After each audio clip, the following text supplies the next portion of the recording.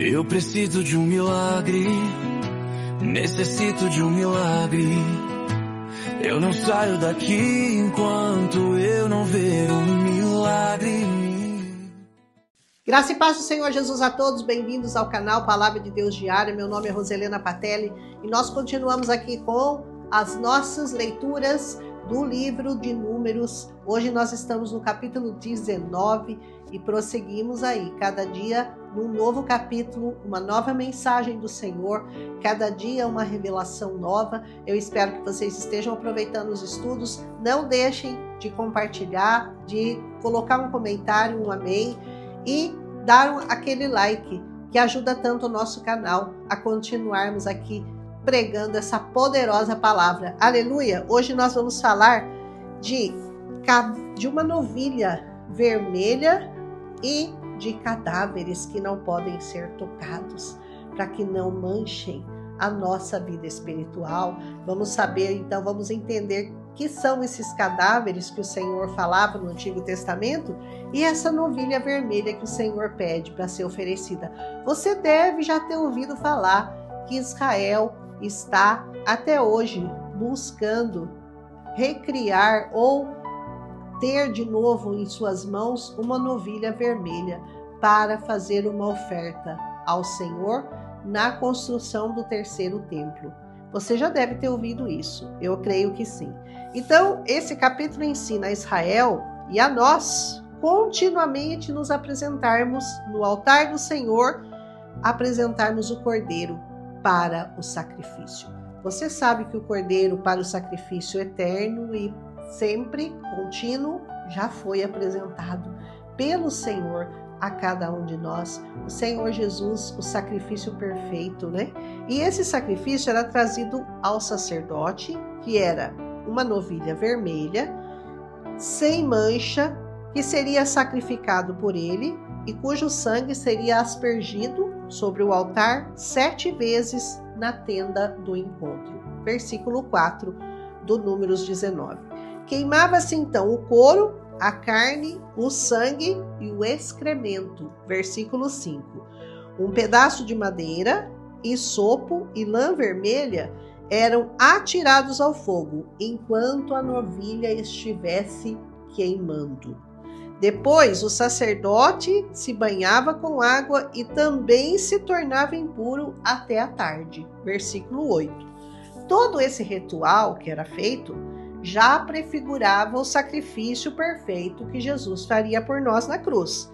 Porque enquanto ele era crucificado, ele foi perfurado com uma lança de madeira e o hisopo molhado no vinagre foi dado a ele, tornando a lã que o tocara vermelha.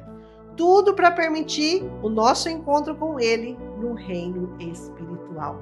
Esse capítulo fala muito a nós sobre esse encontro do Senhor demonstrado através da novilha, através desse sacrifício e como ele deveria ser feito. Depois recolhiam-se as cinzas que eram guardadas para serem usadas na água da purificação para a purificação dos pecados. Como nós temos que ser hoje lavados pela água da vida, que é essa palavra, que é o Senhor Jesus. Isso está no versículo 9. Quem tocasse em um cadáver ficaria impuro 7 dias e deveria se purificar nessa água no terceiro e no 7º dia. Presta muita atenção, no terceiro e no 7º dia. Versículos 11 e 12. Nós sabemos que Jesus ressuscitou ao terceiro dia e que no 7º dia Deus descansou de toda a sua obra. Então era necessário a purificação por essa água no terceiro e no 7º dia. Versículo 12. Mas o que representam os cadáveres hoje para nós? Que são esses cadáveres? Literalmente não é um corpo morto. Não pensa que é isso. Mas sim os pecados, as práticas antigas, os hábitos, os vícios, os desejos, enfim, essa atração à impureza por meio da morte pode contaminar a pessoa novamente. Por isso, a necessidade de estar sempre sendo lavados com a água da vida, que é essa palavra por meio do sangue de Jesus. Você vê como tudo está ligado, como tudo uma coisa tem a ver com a outra, um raciocínio puxa para o outro, e você vai lendo e você vai juntando as pontas e você vai chegando à compreensão total do sacrifício perfeito de Jesus na cruz do Calvário. Aleluia!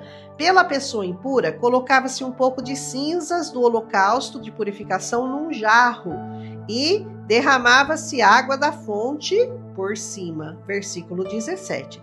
As cinzas representam o arrependimento, a tristeza ou a humilhação das pessoas. E a água? A água da fonte é a que limparia toda a impureza daquele que pecou. Ora, nós sabemos que Jesus é essa fonte de águas vivas que nos limpa, que nos purifica de todo pecado, de toda injustiça, de toda humilhação. João 1,7 fala isso para nós. A novilha vermelha representa o reconhecimento da nossa condição pecaminosa que nos leva à morte. Isaías 1,18 diz que ainda que os nossos pecados sejam como a escarlata, eles se tornarão brancos como a neve. Embora sejam rubros como púrpura, como lã se tornarão. Aleluia! A novilha tinha que ser perfeita, como Jesus foi perfeito. Tinha que morrer, como Jesus teve que morrer. Tinha que ser feito o sacrifício fora do acampamento, como Jesus teve que morrer fora da cidade de Jerusalém. Tinha que ser aspergido sangue em direção ao tabernáculo, que vestia vestes brancas, o que aponta para Jesus e a sua ministração no céu pelos pecadores após a sua morte no Calvário. As suas cinzas purificavam os pecados, como Jesus. Ele também o fez por meio da sua morte. A água da separação faz a distinção entre o santo e o profano, entre o puro e o impuro. Somos separados e escolhidos para vivermos de uma maneira diferente do mundo. Enfim, em qualquer capítulo que você estiver, presta muita atenção. O que quer que você leia nessa Bíblia, tudo aponta para Jesus.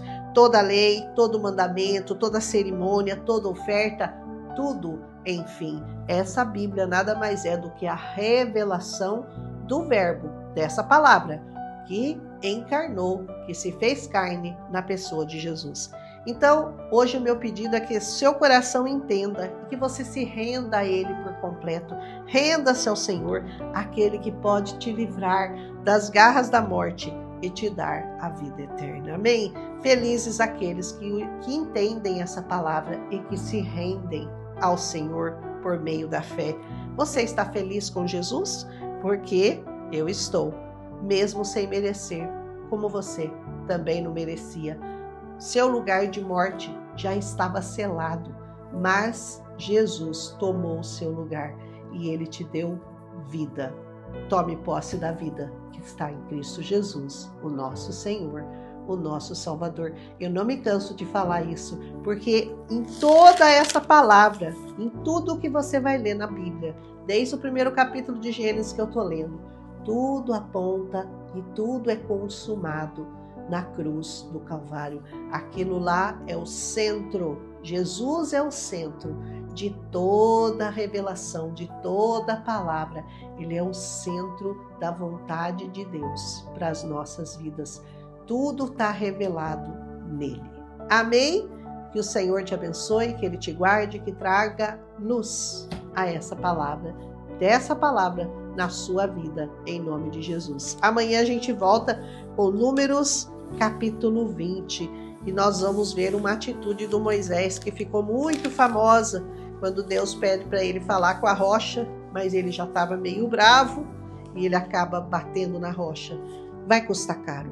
Amém? Que o Senhor te dê a revelação desse capítulo, como eu sempre digo, leia de novo, busque de novo, entenda de novo. Fala para o Senhor conversar com você. Fala para o Espírito Santo revelar para você. Porque o Senhor é um excelente professor. Fiquem na paz do Senhor. Amanhã a gente volta, se o Senhor permitir. Eu preciso de um milagre. Necessito de um milagre. Eu não saio daqui enquanto eu não ver um